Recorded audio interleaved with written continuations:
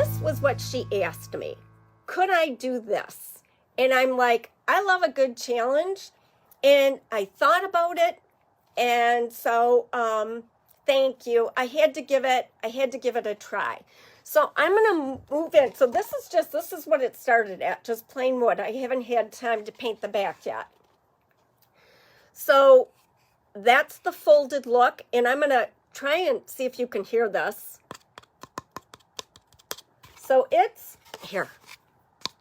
I mean, it's solid. Absolutely solid.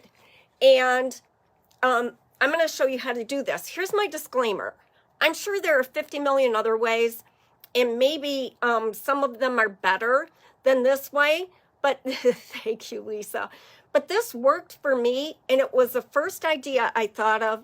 I had everything on hand, and it was not expensive.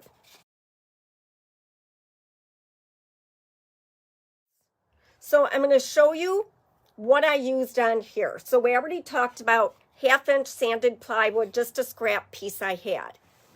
This and the crown and the bee are from Laurel. So these are the pieces that I use. The big crown, and then I used the smaller bee. Yes, the smaller bee. I used that. Okay, then this element, it's just a small, yummy piece of brocante.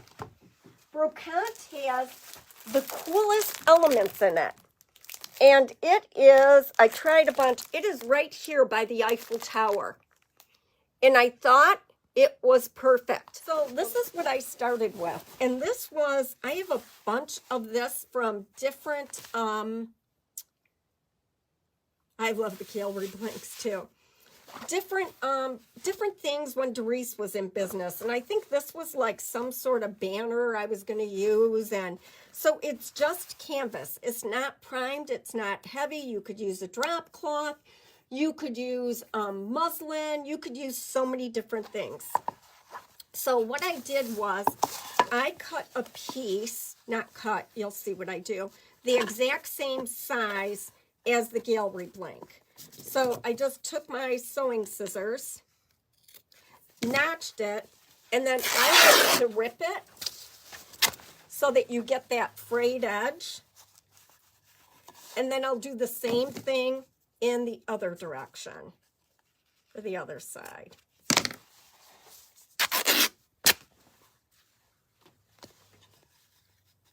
So that's what I started with. Now to really get this element here, where you're really all frayed, you just pull the string from the top. And you can always see what the top one is. And you can use a pin to help you grab those if you want. I like having some of the string lay too. This one ripped really pretty clean. So then I knew I wanted it to be rigid and more of a plaster type element. And again, you guys, there are other ways to do this. This is what I had on hand. Here is the secret sauce, if you will. White gesso and Mod Podge. And I just guessed. I thought, I'm going to try, see how it works, and it worked fabulous. I didn't measure, but I did roughly equal parts, and I put it in a bowl. So just about equal parts. Would it work with just Mod Podge? Probably. Would it work with just white gesso? Probably, but what I thought of was to use both at the same time. Okay. So now now this one I also sealed it with a sealer. So I'm just going to dump it in here. And then I just kind of run it through.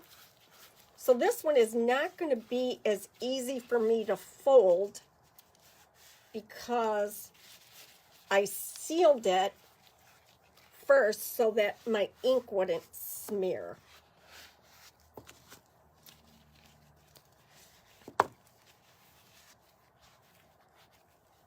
Just want to get as much excess of this off as I can. Now, I'm pretty impressed that the ink is actually, I don't know if you guys can see that. The ink is showing through a little bit. I'm sure that that's the black ink. So I'm just going to move my tile over here. But now I've got it on both sides too. And then I just kind of, this is going to be a little bit harder.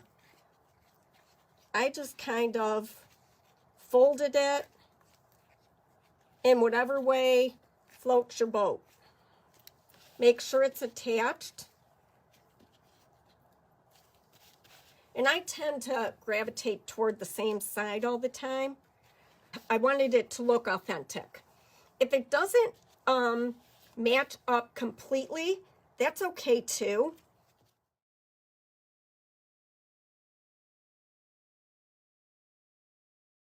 So I'm just pulling it back, and you guys, I am so pleasantly surprised that you can see kindest regards coming through.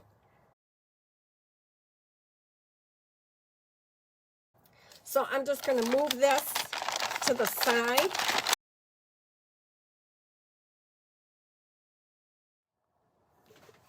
So this was my inspiration piece.